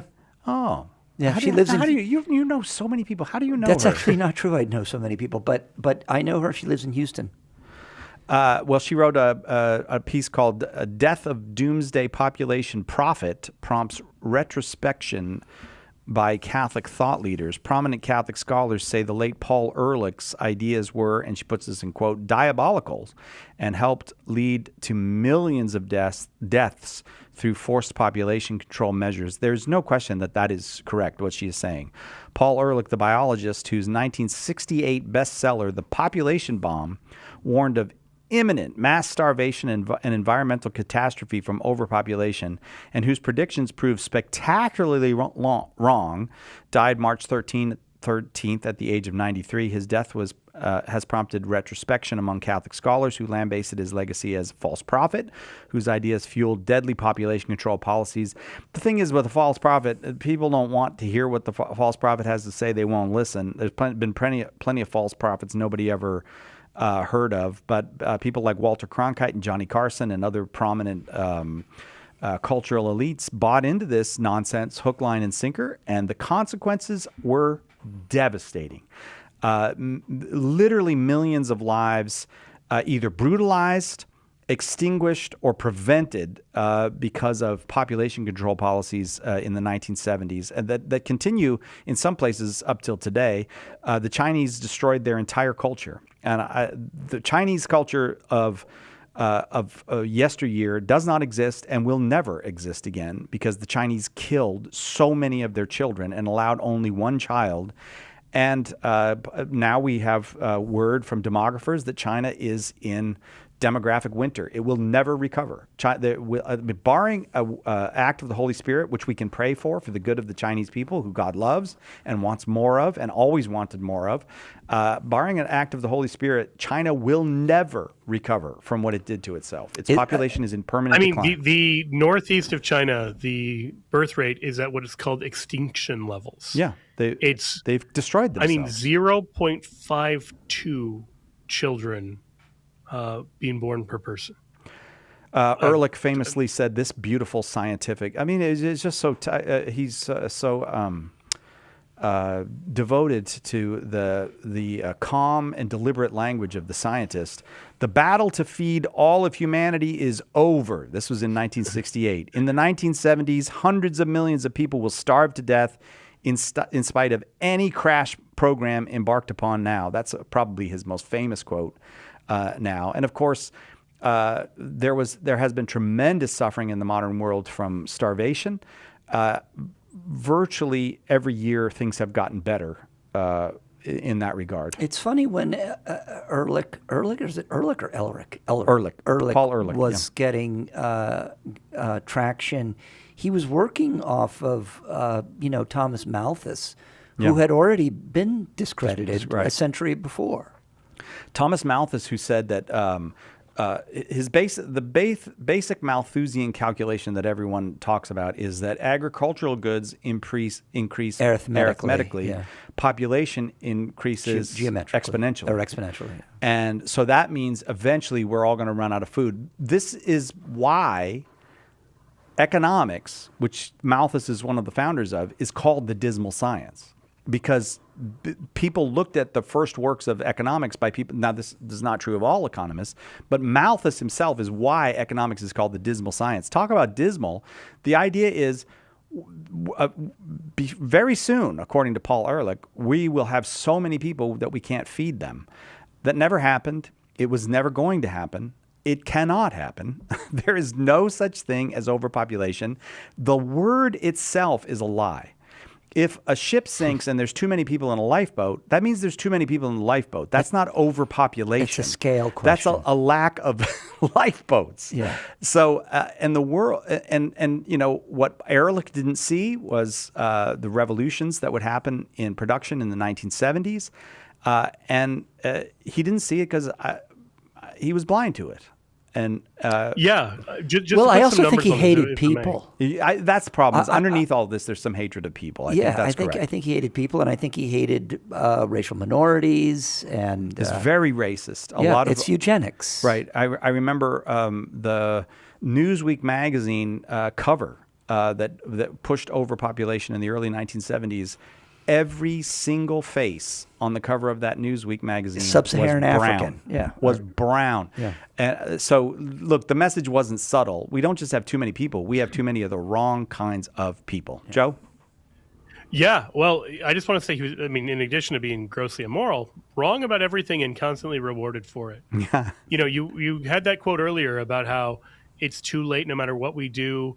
There's going to be this mass starvation in the 1970s. Our World in Data has a collection of just stats of global deaths from famine from 1870 to 2023. And basically what you see are there's some huge catastrophic events. There's some famines in India, There obviously was mass starvation in Russia and in China during World War II. Then you had 36 million people between 1958 and 1962 who were killed during the Great Leap Forward, which had zero to do with overpopulation and everything to do with the cruelty and insanity of Maoist communism. So in the 1960s, about 30 million people died of famine, almost all of it completely avoidable. In the 1970s, there were terrible famines in Bangladesh, Cambodia, and Ethiopia, and yet the number of people who died of famine was in low single digits, like 3 million people, 3 to 5 million people. I mean, this is allegedly going to just spiral out of control, and it literally doesn't matter. You can do nothing about it. Couldn't have been more wrong. I know on this show, another Flannel panel, somehow we ended up talking about Paul Ehrlich a different time, and about the wager that he made in 1980 with Julian Simon about the price of materials, because he thought everything was going to get like massively expensive because of overpopulation, and none of that was true. He chose the price of 5 different natural resources, and the wager was that they were going to go up or down in price. All of them went down. He predicted all of them would go up. He was wrong about all of this, and then in 1990, he gets a MacArthur Prize Fellowship. Like, he becomes a MacArthur Genius Grant recipient. Right. So it's like this guy who's wrong about everything. As you said, the false prophet is popular because he tells people what they want to hear. In this case, there were just huge glaring signs that this guy's completely wrong about everything he's saying, and untold numbers of people died from abortion, or were forcibly sterilized, or were in other ways just like violently suppressed by like the Chinese one-child policy. And as you've said, we're only seeing the tip of the iceberg, because that doesn't just wreck one generation. Those are a bunch of kids who don't grow up into adults, who don't have kids of their own. And then you start to see the exponential outcome of these horrendous policies of listening to a handful of wicked and foolish men. Right. It has been a matter, I don't know now how things stand in the Trump administration, but it has been a consistent matter of American foreign policy. There's a memorandum written by Henry Kissinger, National Security Memorandum 2000, describing how the growth of the population of what we once called the third world, now we call the developing world, were threats to American security, and that these nations needed to have aid deliberately tied to programs of sterilization. This has been American foreign policy. So it's, yes, the Chinese have done it on a scale, to be sure, but our hands are not clean. Do either of you think, I have a feeling about this, but I don't know if I will articulate this well, but does this point to a fundamental problem in modern internationalism, which is it elevates people to positions like head of the UN agency, head of this, head of that. And so people are at the top of enormous systems, whether the system is Walmart or Amazon, or you have certain people that get to the top of these systems. And I think that brings with itself an enormous temptation to try to control things that you have no right to control.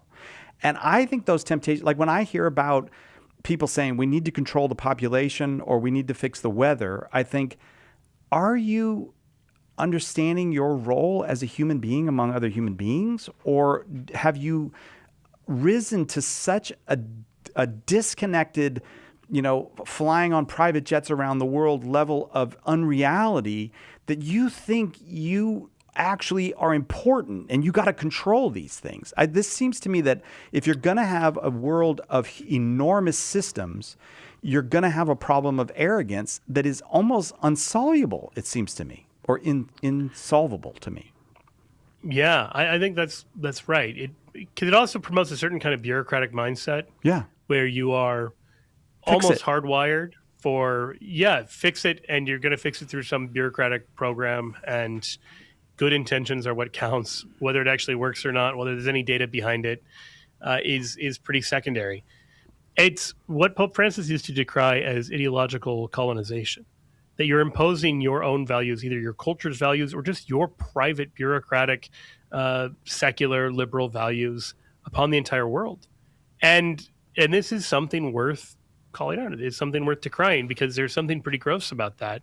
You become a sort of bureaucratic crusader for a false religion. And I think it's worth acknowledging. I think the adjective here that was in the headline of the article, diabolical, is in fact apt. I know that sometimes, like if your checkbook isn't balanced, that people try to run and find a demon in that, and maybe you're just lazy or bad at arithmetic. But the devil hates human persons. And so it is easy for me to, as a believer in God, and also I know the devil exists, it's easy for me to see his hand in a design that will reduce the number of human persons. Right.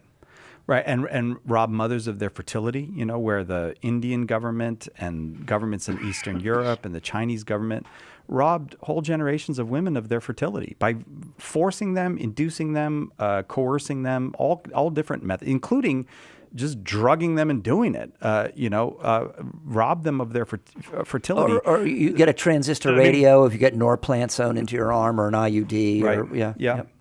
Right, Well, the worst rate of sterilization was in Puerto Rico. I mean, it really? was U.S. policy the highest in the world, I believe. I may be wrong, but for like 50 years in the 20th century. So who's the genius that thought what the problem with the world is we have too many Puerto Ricans? Like, really, it's maddening to think that there are people sitting in an office somewhere going, what we need is less Puerto Ricans. That'll solve some things for us. Yeah, our food is too good. Yeah, right. Paella. We've got too much paella. Like, that's what that says to me, is that somebody in an office with a calculator said, we got too many Puerto Ricans. Yeah. I mean, it certainly seems to be something like that. And it is indefensible, and it's silly. It's silly and stupid.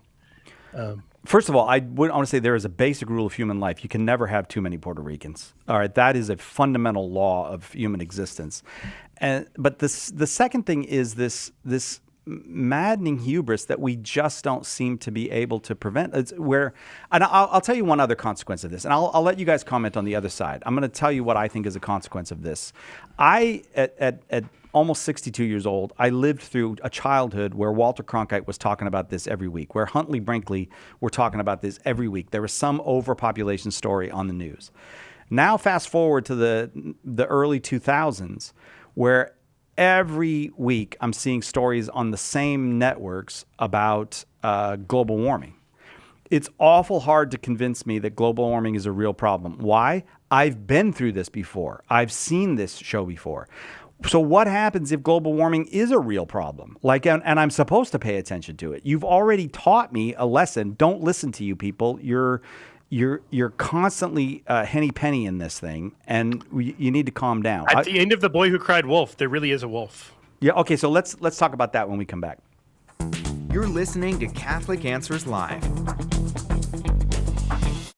Who was the first Catholic in your family? Were they evangelized by a friend, a coworker, a stranger? Did you ever think that you could be that person that God uses to save a soul? And that soul could save their family, their grandchildren, and generations to come. At St. Paul Street Evangelization, a Catholic nonprofit, we train, equip, and mobilize Catholic disciples to do the urgent work of evangelization. Catholic Answers is supported in part by St. Paul Street Evangelization, streetevangelization.com. Underwriting for Catholic Answers Live is provided by Real Estate for Life. Real Estate for Life connects homebuyers and sellers to real estate agents while supporting pro-life organizations. On the web at realestateforlife.org.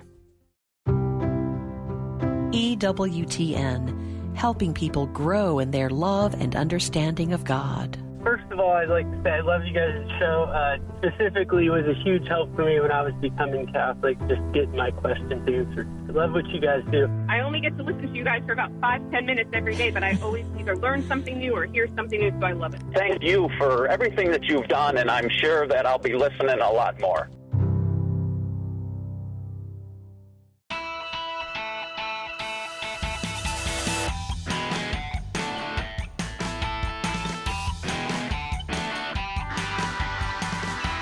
Welcome back. Catholic Answers Live. A while ago, they made a movie which was a parable for the global warming thing, and it was called Don't Look Up. and it was about an asteroid that was coming to destroy the world, and people solved the problem by just not looking up, and so they didn't have to see the asteroid coming. And it was actually a pretty good movie. I didn't mind the movie at all, but it seemed to me that what they were doing is blaming people for not believing the media, where I think the people to blame are the media. They misled us for an entire generation about overpopulation, and millions of people died as a consequence of nice old Walter Cronkite every night getting on and talking to us about another overpopulation story. Nice old Walter Cronkite was selling an evil story, an anti-human evil story. So now I fast forward to the 2000s, and I ask you to help me with this. It's awful hard for me to believe in global warming, not because I don't trust the science, or it's not that, none of that. I've been through this before. I have seen this movie. How are you going to get me to believe you now? I'm going to tell you how who you should believe, because in the population story, there is one guy who stands athwart the lie. The Pope? Pope St. Paul VI.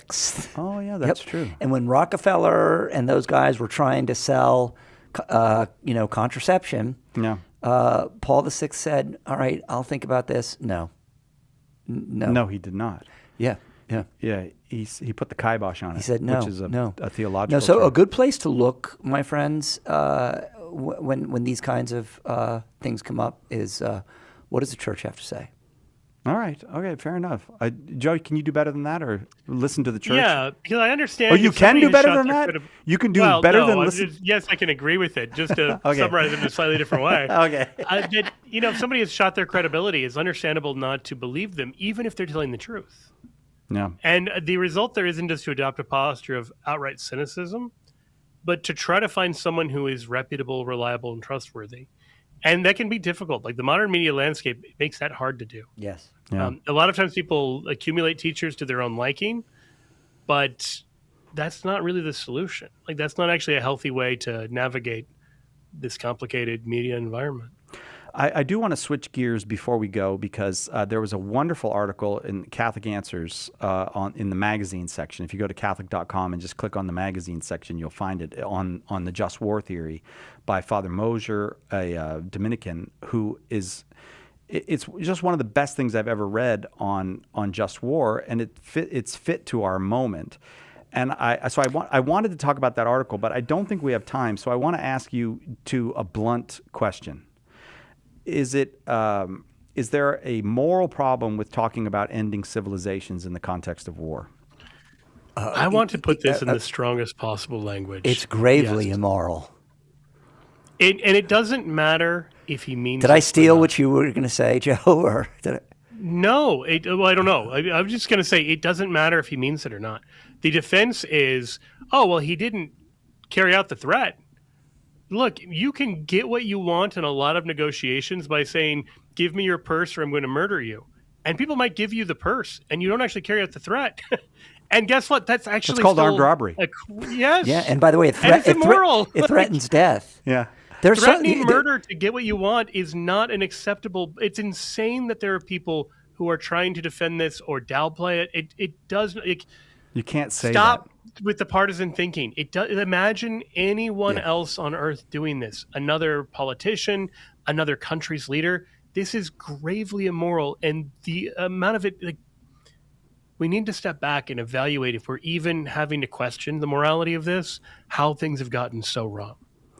And the thing is, it's not a person on the street saying, I'll end a civilization. It's a person who actually has the power to end a civilization. And I think it's a disservice to the military personnel who they are sworn not to do things like end civilizations. They don't commit mass murder. Now, I understand that there are all kinds of political considerations, but I just don't think you can get around the fact that if you're holding on to a nuclear arsenal that quite literally can end a civilization, and you make a public threat to end a civilization, you have done something immoral. You cannot do that. As the Pope said, that is unacceptable. Yeah, it's gravely immoral, as Joe said, and I think, by the way, this is the expected course of human behavior once you have already set down an immoral course or an unjust course, and that is in fact the course that we have set down with this war with Iran. It does not remotely meet the church's criteria or the natural law's criteria for a just war, either in its origin or in its prosecution. I do not agree with that. I think it's very well said, but I don't think that it is that nearly that black and white. And part of why is I read Father Mosier's article, and he makes quite clear that the just war theory is not a checklist that you can just check items off of and say this doesn't meet. That's not how this works. I'm going to tell you one. I'm going to tell you one right now that you have to check off, and it's called a reasonable expectation for success. And nowhere in this war that we are prosecuting against Iran is there, first of all, what success is defined as, and if there's a reasonable expectation of it. So, on that criteria alone, it does not meet. It doesn't pass the justice test. I would prefer to say what the Archbishop of the Military said, which is, I don't have the evidence that would convince me this is a just war, but I am not in a position to know those things. He may suspect it's not a just war, but I have to disagree with you that this is as black and white as you make it. I am not a supporter of war in general or in the waging of modern war and the way we wage it. But I don't want to say something is black and white that is not black and white. It does not seem to me black and white. Joe? I think I'm inclined to think that this is indefensible as a just war for the reasons Chris cited. But actually, I would say that there was no imminent threat. And I know people are saying, well, they might have been 2 weeks away. They've been saying this for 25 plus years. Amen. But maybe they actually meant it this time. Again, even if that were true, there's no imminent threat to the United States, given that we're on literally the other end of the globe and they don't have any means to. But fine. I mean, you can always say maybe there was a valid reason that no one has shown us. And I would just say we have to make moral evaluations based on what we can see. Like if you see somebody snatching a purse, maybe they're just playing and it's two friends. But you have to make a reasonable moral judgment based on the facts that are available to you, especially if you're being asked to support it. And so if there are facts that make this a just war, I'm dubious of that, but I'm open to it. Well, can I say? Let me just ask you both Here's a question. Here's a third one. But first, let me just ask you both a question. Did the United States, on the date that this started, February 27th, initiate a war with Iran or escalate a war with Iran? Which of those things happened? Initiate. Initiate. The fact that It's they have clear that it was an anti-American- escalation of a war that's already been going on. This is why I don't think you can say that this is so clear. Again, I'm not disagreeing with you that you have a right to reach a moral conclusion, but I think it's problematic to say things are clear when they are not clear. Here's something it seems that's to clear. be obvious that there was already a war going on. Here's something. It's been going on for decades, and this was an escalation in that war. So that it just changes the criteria then. I'm sorry we're running out of time here because I don't see how this war has been going on for decades with the United States. However, I'll say a third one, declared by legitimate authority. That box is not checked. Why? So that's who is the legitimate authority? The Congress of the United States. Yeah, Article 1. The Congress of the United States. I don't think just war theory is made by the U.S. Constitution. Just war theory, that is not what just telling you. But a legitimate authority. So like you and I can't start a war because we don't have the legal authority to start a war. But the elected president of a country does. He doesn't. He doesn't. Nor does he have the authority to go in and take the head of state of a Latin American country by force.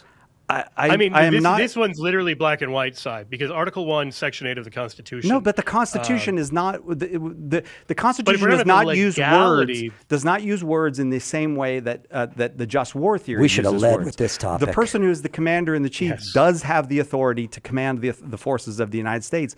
That is well established. Not to declare war. But this is not a declared war. You don't. Not all wars are declared. It's a war. Yes, but that's civilians my are dying. But civilians are dying. That's without question. You are correct in that. But the United States is engaged in many undeclared wars, and no court has said those are unconstitutional. Many of them are unjust. But what court has said that? Adrian Vermeule's commentary is that we might be seeing the Delphic Oracle's version of this, where she says, "If you march against the Persians, you'll destroy a great empire." So a whole civilization might have died. but it wasn't the one we thought it was going to be. My fundamental disagreement with both of you is that things are as clear morally as you say they are. It is not a disagreement. I'm saying we evaluate based on the evidence at hand. Amen. I can't wait for the next flannel panel. I will give you both the last word. That will do it for us. Joe Heschmeyer, Chris Check, thank you very much.